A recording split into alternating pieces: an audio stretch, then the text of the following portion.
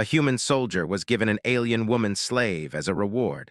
The war was already over when the human soldier stood inside the Hall of Accord. The hall was not built for humans. It was wide and tall, shaped like a rising spiral, with smooth metal walls that reflected soft blue light. Symbols of many alien species floated in the air like slow-moving ghosts. For most beings in the galaxy, this place represented power, victory, and reward. For Sergeant Daniel Rourke, it felt heavy. Daniel stood straight in his uniform, hands behind his back. He had learned long ago to stay still when surrounded by aliens. Many species watched movement the way predators watched weakness. Humans had adapted quickly to that truth. Around him sat the Council of Allied Systems, beings from worlds older than Earth's recorded history. Some had eyes, some did not. Some breathed gas, others liquid, others something science still struggled to name. Daniel was the only human in the room. He was not there because he had killed the most enemies. He was not there because he had conquered a world. He was there because he had stopped something worse from happening. Months earlier, a border conflict between two alien powers had reached the edge of disaster. Human fleets had been nearby, small and outmatched. One wrong decision could have turned the region into a long, slow collapse. Daniel had been sent as a liaison, just one soldier, one voice. He had listened when others shouted. He had waited when others threatened. He had spoken carefully when others demanded blood. The war had ended without spreading. That was why he stood there now. A tall alien figure rose from the center platform. Its body was long and jointed, covered in plates of silver and dark green. Its voice came from a translator field, calm and slow. "Human Sergeant Daniel Rourke," the alien said. "You have served the Coalition with distinction." Daniel nodded once. "I did my duty." There was a ripple of quiet sound across the hall. Some species found humility confusing. Others found it suspicious. "The Coalition rewards service," the alien continued. "Your actions preserved trade routes, stabilized 3 systems, and prevented a conflict that would have cost billions of productive lives." Daniel said nothing. He had learned that silence often spoke louder than pride. "Therefore," the alien said, "you are to receive a personal reward." Daniel felt something tighten in his chest. Human rewards were usually clear. Medals, land, money, time, maybe command. Alien rewards were different. A soft sound echoed through the hall. A side chamber opened. Someone was brought forward. Daniel turned his head slightly. She was not chained. That surprised him. But 2 hovering security fields followed her closely, invisible but clear in the way they distorted the air. She walked with careful steps, head held high, though her eyes stayed low. She was not human. Her skin was a pale gray-blue, smooth, with faint lines along her neck that moved gently as she breathed. Her hair, if it was hair, fell like dark silk down her back. Her clothing was simple, almost ceremonial, with no symbols of rank or family. Daniel did not need the translator to understand what she was. The alien speaker's voice remained calm. "This is Lyra of the Tareth," it said. "Her species surrendered after opposing Coalition authority. Under our laws, she is now property of the state." Daniel felt the hall grow quieter. "She has been educated," the alien continued. "Trained, she is obedient, intelligent, and adaptable. Such individuals are rare." Daniel's jaw tightened. "As a sign of respect," the alien said, "the Coalition grants her to you." The words hit Daniel harder than any battlefield sound ever had. For a moment he thought the translator had failed. Then he saw the alien officials watching him closely. This was not a mistake. This was the reward. Daniel looked at the woman again. Lyra did not look afraid. That was somehow worse. Her face was calm, controlled, practiced. The expression of someone who had learned that emotion only made things harder. Daniel's thoughts raced. Humans had outlawed slavery centuries ago. Not perfectly, not cleanly. But the idea of owning another person, another thinking being, was a line burned deep into human law and culture. The galaxy did not share that line. To many species, ownership was order. Control was stability. Freedom was inefficient. The alien speaker tilted its head slightly. "Do you accept this reward?" it asked. The hall waited. Daniel did not answer immediately. That pause alone caused quiet movement among the council. Some beings shifted. Others exchanged silent signals. A human refusing a reward was unexpected. Daniel finally spoke. "What does she want?" he asked. The question echoed strangely. The alien paused. "Her preferences are irrelevant," it said. "She has been assigned." Daniel felt heat rise behind his eyes, but his voice stayed level. I didn't ask about your laws, he said. I asked what she wants.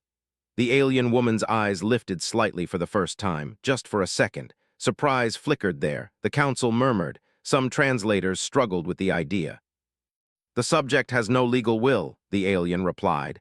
She exists within ownership. Daniel exhaled slowly. This wasn't what I came here for, he said. The alien speaker studied him. You misunderstand, it said. This is a great honor. Among many species, such a gift represents trust, power, and status. Daniel nodded. I understand that. He looked at Lyra again. She stood very still, hands folded, posture perfect. She had learned how to survive. The hall waited for his gratitude. Instead, Daniel said, I don't own people. The sentence was simple, basic, clear. The effect was not. Several council members reacted at once. Some leaned forward, others withdrew. A few showed signs of alarm. The alien speaker raised a limb. Human Sergeant, it said carefully, your species often rejects established norms. This has been tolerated due to your limited influence. Daniel met its gaze. Then consider this a reminder, he said. We may be small, but we're consistent. The translator field struggled again. You are refusing, the alien asked. I'm saying I won't accept her as property, Daniel replied. If you want to reward me, find another way. Silence spread across the hall like cold water. Lyra's breath caught just slightly. No one had ever refused her before. The alien speaker did not move for a long time. Such refusal creates legal complications, it said. The subject cannot simply be released. Daniel nodded. I figured. He took a step forward, slow and deliberate. Then let's talk, he said. Because I didn't stop a war just to be part of another kind of injustice. The word injustice translated poorly. Several species had no direct concept for it. The closest equivalent meant inefficient imbalance. Still, the meaning landed. The council realized something then. The human was not angry, he was not threatening, he was not bargaining, he was uncomfortable and unwilling to move. Lyra felt something shift inside her chest. For the first time in her life, someone with power had looked at her and asked what she wanted, even if the answer had not yet been spoken. The alien speaker finally said, This discussion will continue. The lights in the hall dimmed slightly, signaling suspension rather than conclusion. Daniel did not relax. Neither did the council, because they had just learned something dangerous. Humanity did not measure victory the same way the galaxy did. And sometimes, refusing power was more disruptive than using it. That was how the coalition handled problems it did not understand. Daniel Rourke was escorted out of the Hall of Accord, not by guards with weapons, but by silent floating lights that guided him through long silver corridors. The walls here were smooth and warm to the touch, designed to calm most species. They did not calm him. Behind him, Lyra followed. She walked 2 steps behind as required. The security field still hovered near her body, humming softly invisible walls that reminded her of what she was. Property. Daniel did not look back at first. He did not know if he was allowed to speak to her. Alien law was unclear on many things, but it was very clear on ownership. Still, after several long seconds, he slowed his steps. You don't have to walk behind me, he said quietly. The lights paused, then adjusted position. No rule covered that request. Lyra hesitated. I am required to follow, she said. Her voice was soft but steady, shaped by years of careful use. I'm not requiring it, Daniel replied. Another pause. Slowly, she moved to walk beside him. It felt dangerous, not because of punishment, but because of hope. They walked in silence for a while. The corridor opened into a waiting chamber. It was large, round, with a wide window that looked out into space. Stars drifted slowly past like distant fires. The lights stopped at the doorway. You will wait here, a translated voice said. The council will reconvene, Daniel nodded. Understood. The lights withdrew. The door did not lock. That alone told Daniel something important. The coalition was not afraid of him. They did not yet understand him. Lyra stood near the center of the room, hands folded again, body straight, waiting. Daniel moved toward the window. He needed distance, space to think. This was already more complicated than he had expected. He broke the silence. You don't have to stand like that, he said. You can sit. Lyra did not move. I am permitted to stand, she replied. I am not permitted to assume comfort. Daniel closed his eyes briefly. Then I permit it, he said. She looked at him, really looked. Her eyes were dark, reflective, and far older than her face suggested. You do not have authority over that, she said carefully. I know, Daniel replied, but I'm trying to give you options, even small ones. Lyra considered this. Then slowly she moved toward one of the curved seats along the wall and sat. Her movements were controlled as if she expected the floor to vanish beneath her. Nothing happened. She stayed seated. Daniel exhaled. Thank you, he said. She tilted her head. For what? For trusting me enough to try? Her fingers tightened in her lap. Trust was a dangerous word. Minutes passed, maybe longer. Time felt strange here. Finally, Lyra spoke. Why did you refuse? She asked. Daniel turned to face her.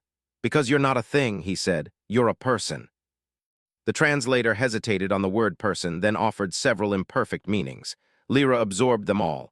In the coalition, she said, personhood is not universal, it is granted. Daniel frowned. By who? By those who hold authority, she answered. By those who win. Daniel shook his head. That's not how it works for us. She studied him closely now, curiosity breaking through her careful control. Your species is unusual, she said. You value individual will even when it reduces efficiency. Daniel smiled slightly. We argue about that a lot. She did not understand the humor, but she understood the meaning. There will be consequences, Lyra said. Your refusal creates instability.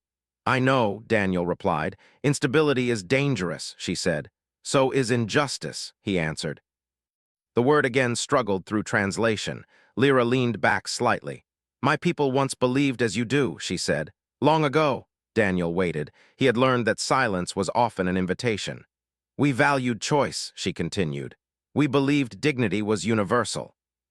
What happened? Daniel asked. We lost, she said simply. The words were calm, but something old and heavy sat beneath them. The coalition arrived, she went on. They offered order, protection, trade, stability. And ownership, Daniel said. Yes, Lyra replied. At first it was only criminals, then debtors, then entire families, then entire cities. Daniel clenched his jaw. No one stopped them? He asked. Lyra looked at him. They stopped themselves, she said, when resistance became inefficient. Daniel turned back to the stars.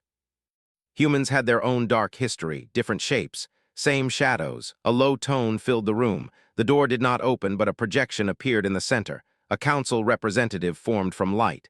Human Sergeant, the voice said, and Subject Lyra. Daniel stiffened.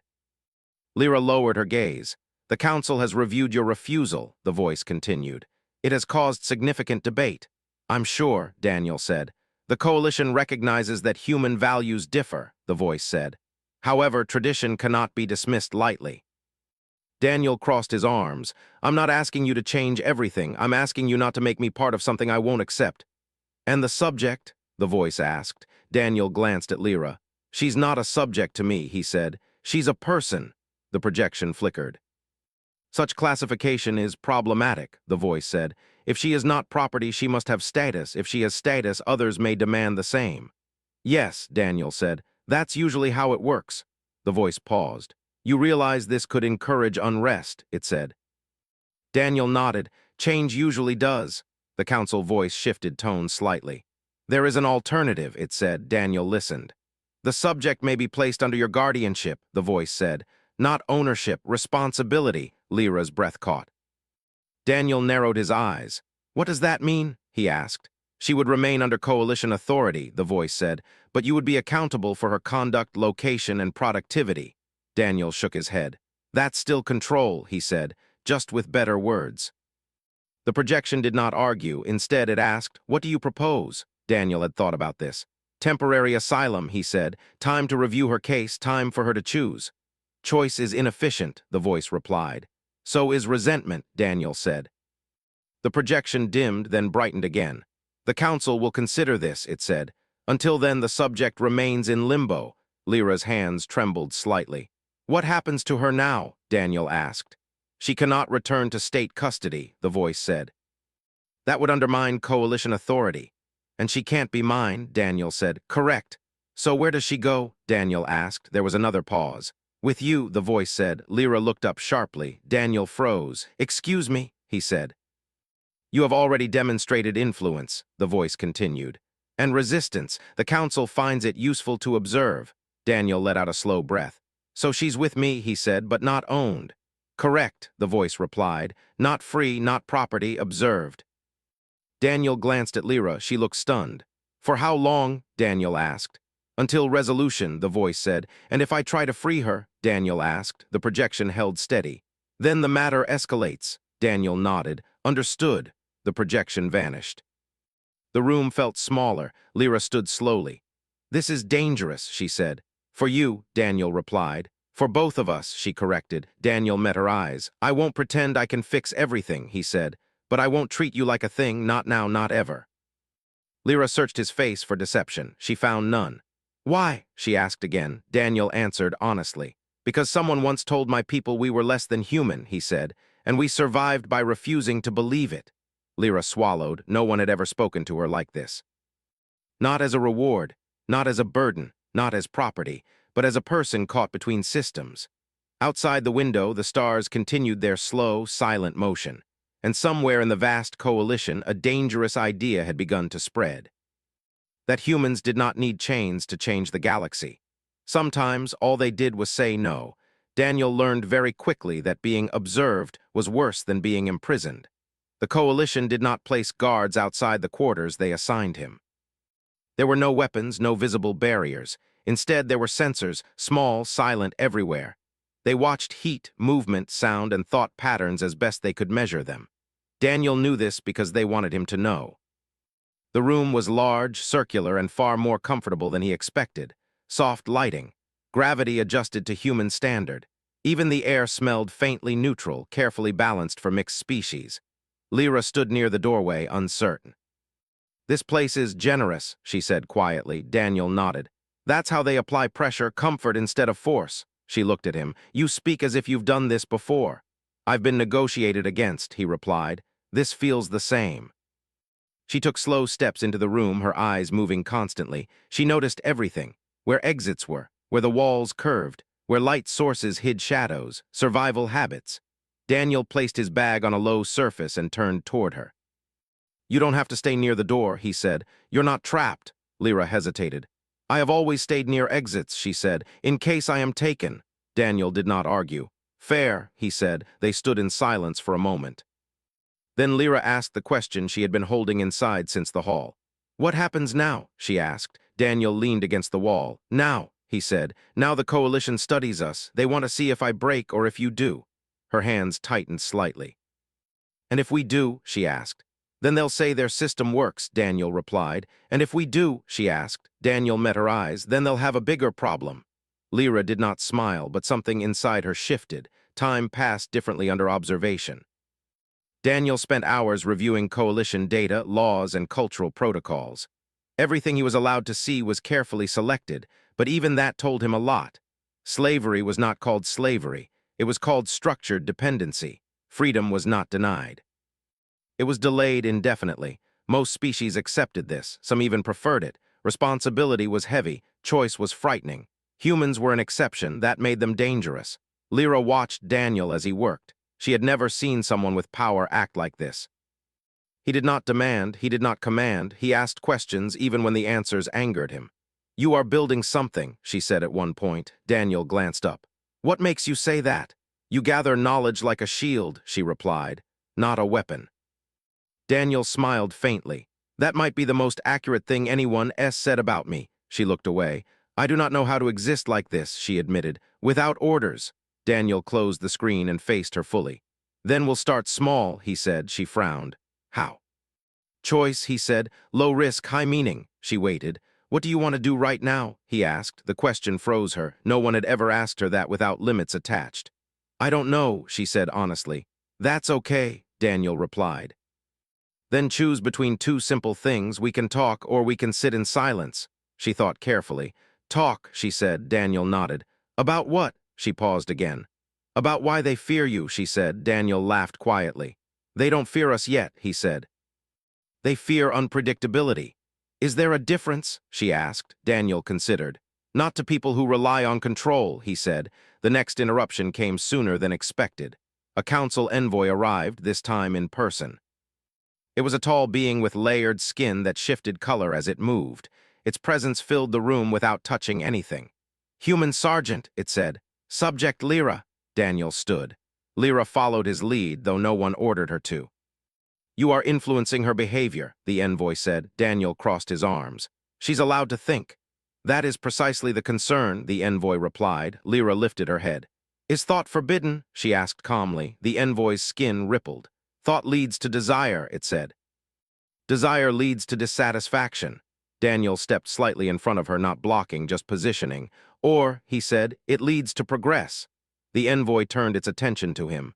Your species uses that word often, it said. Progress. Daniel nodded. Because we've survived without perfection. The envoy circled the room slowly. Your refusal has already affected 3 client species, it said. They have submitted petitions. Daniel raised an eyebrow. Already? Yes, the envoy replied. They cite human precedent. Lyra's breath caught. Daniel did not look surprised. That's how ideas work, he said. The envoy stopped. This is unacceptable, it said. Order must be preserved. Daniel replied calmly. Order that depends on silence isn't stable, it's just quiet. The envoy's tone cooled. You are a soldier, it said. You understand hierarchy. I understand service, Daniel replied, not ownership. The envoy turned to Lyra. Do you feel confusion? It asked her. Discomfort, Lyra swallowed. Yes, she said. The envoy's skin shifted in satisfaction. See, it said to Daniel, this is the result of your interference. Lyra continued speaking. But I also feel something else, she said. The envoy paused. What? It asked. Possibility, she said. Silence followed. The word translated poorly, but enough meaning came through. The envoy studied her. This state is inefficient, it said. Daniel smiled slightly. So was fire, he said, until we learned how to use it. The envoy turned back to him. You pushed too far, it warned. The council will not allow destabilization to spread. Daniel met its gaze. Then maybe the system was already unstable, he said. I'm just standing where the cracks are. The envoy departed without further words. When it was gone, Lyra sank onto a seat. My people will suffer for this, she said quietly. Daniel sat across from her. They already are, he said. The difference is now someone's watching. She looked at him, fear and hope mixing painfully. What if I become a symbol? She asked. Symbols are destroyed. Daniel nodded slowly. That's true, he said. But sometimes they change everything before they fall. She stared at the floor. I am afraid, she admitted. Daniel did not deny her fear. So am I, he said, but fear isn't a reason to stop. Outside their quarters, data moved faster than ships. Other species watched the human soldier. They saw no weapons, no violence, no rebellion, just refusal, just questions. Just a single alien woman no longer standing 2 steps behind. The coalition had faced wars before. It had never faced a species that challenged it by treating people like people. And that made all the difference. The hearing was not called a trial. The coalition did not believe it judged others. It called the gathering a clarification assembly. Daniel Rourke knew better. Clarification was what powerful systems used when something refused to fit. The chamber was larger than the Hall of Accord. Instead of a spiral, it was a wide circle, open in the center. Hundreds of representatives appeared as physical bodies, holograms, and light forms. Some watched from ships in orbit. Others watched from worlds many jumps away. This time, Daniel was not alone. Lyra stood beside him, not behind. That detail was noticed immediately. Whispers, sound, light pulses, chemical signals spread through the chamber. Species that had never questioned coalition law leaned forward. Species that once had but failed watched in silence. Daniel felt the weight of it. He was a soldier. He had faced armies with less pressure than this room. A council arbiter rose. Its form was ancient, heavy, and slow-moving, like something carved from time itself. Human Sergeant Daniel Rourke, it said, former subject Lyra of the Tareth. The word former caused a ripple. Daniel's jaw tightened. Clarification Assembly is now in session, the arbiter continued. This matter concerns human interference in coalition property doctrine. Daniel spoke calmly. She's not property. That claim is the issue, the arbiter replied. Lyra's heart pounded, but she did not lower her eyes. The arbiter continued. You refused a lawful reward, it said to Daniel. You disrupted protocol. You inspired unrest. Daniel nodded once. Yes, the simplicity unsettled them. You admit this, the arbiter asked.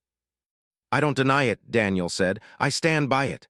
A murmur spread. The arbiter turned to Lyra. You have been under coalition authority since the defeat of your people, it said. Do you contest this? Lyra felt her throat tighten. This was the moment she had feared, but also the moment she had imagined in secret. Yes, she said. The chamber reacted sharply. On what grounds? the Arbiter asked. Lyra took a slow breath. On the grounds that I can think, she said. I can choose, I can refuse. These abilities did not vanish when my people lost. A representative from another species interrupted. Loss removes privilege, it said. Daniel stepped forward slightly. Loss doesn't erase personhood, he said. The Arbiter raised a limb. Human, you will not speak for her.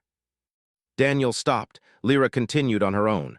My people were told obedience would bring safety, she said. Instead, it brought silence. She looked around the chamber. I am not asking for power, she said. I am asking to belong to myself. The translator struggled. Some species had no word for that concept, belonging to oneself. A delegate from a trade-focused species spoke. If such claims are allowed, it said, entire labor systems collapse. Daniel looked at it. Then maybe they should, he said. The Arbiter turned its focus fully to him. You push the assembly toward instability, it said. Why? Daniel did not raise his voice. Because stability built on ownership isn't peace, he said. It's just quiet suffering. The Arbiter studied him. Your species is young, it said. You speak from idealism. Daniel shook his head. No, he said. We speak from experience, the Arbiter gestured. Explain. Daniel took a breath. Humans once believed some lives mattered less, he said. We justified it with law, culture, and profit. The chamber listened. We survived by rejecting that belief, he continued. Not perfectly, not quickly, but we learned something important. What? The Arbiter asked. Daniel met its gaze. That systems which deny dignity eventually break, he said. Violently or quietly, but always completely. A long silence followed. Lyra felt something change, not agreement, attention. The Arbiter turned to the assembly. Human precedent is not coalition law, it said. Daniel nodded. I'm not asking you to become human. The Arbiter looked back at him. Then what are you asking? It said. Daniel answered without hesitation. For you to let her choose. A representative from a warrior species spoke. If she chooses rebellion, will you protect her? It asked. Daniel answered honestly. I'll protect her right to choose, he said, even if I don't like the choice. That answer confused many of them. Protection without control made no sense to species built on dominance. The Arbiter turned to Lyra. If granted autonomy, it said, what would you do? Lyra had thought about this more than anything else. I would speak, she said. To whom? The Arbiter asked. To my people, Lyra replied. To others like us. The Arbiter's tone hardened. That is agitation, Lyra nodded. Yes, she said, because silence has already failed. The chamber erupted into layered sound. The coalition had ruled through fear of chaos. Now chaos was speaking calmly. The Arbiter raised its limbs. Enough, it said. The noise faded. This assembly must decide, it said. Either reaffirm ownership doctrine or allow an exception.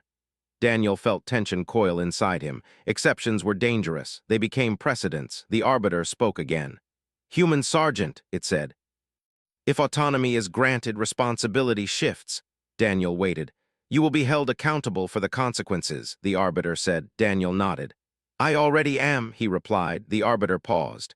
Then hear the ruling, it said. Lyra's breath stopped. Subject Lyra is hereby recognized as an autonomous individual under provisional status, the Arbiter declared. She is no longer property. The chamber exploded into reaction. Some delegates protested, others withdrew. A few broadcast signals of approval. Lyra felt her legs weaken. Daniel did not smile. He knew this was not over. The Arbiter raised its voice. This status may be revoked, it warned. Any disruption traced to her actions will carry consequences. Lyra lifted her head. I understand, she said. The Arbiter turned to Daniel. And you, human, it said. You have altered the balance. Daniel replied quietly. Balances can change. The assembly dissolved in controlled chaos. When the chamber emptied, Daniel and Lyra stood alone in the vast circle. She looked at her hands. They said it, she whispered. They said it out loud. Daniel nodded. You're free, he said. She looked at him sharply. No, she said. I'm responsible, he smiled. Welcome to it. She let out a shaky breath that almost became a laugh. Outside the chamber, messages spread faster than any fleet. Autonomy petitions surged. Observers whispered. Some praised humanity. Others began to fear them, not because humans conquered worlds, but because they changed definitions. Daniel knew the coalition would adapt. Or resist, or fracture, but one truth was now impossible to erase. Humanity had not fired a shot, had not issued an ultimatum, had not demanded power. They had simply refused to accept a system that required chains, and the galaxy had listened.